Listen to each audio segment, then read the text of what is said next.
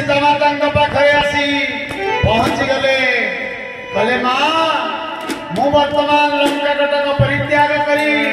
किष्किंधा पर्वत अभिमुखे प्रत्यावर्तन करी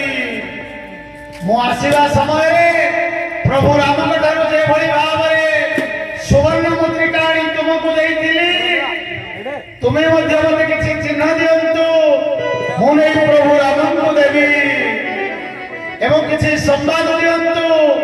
प्रभु राम को देवी। जगत जननी सीतामाता कौन कले निजर मथामणि को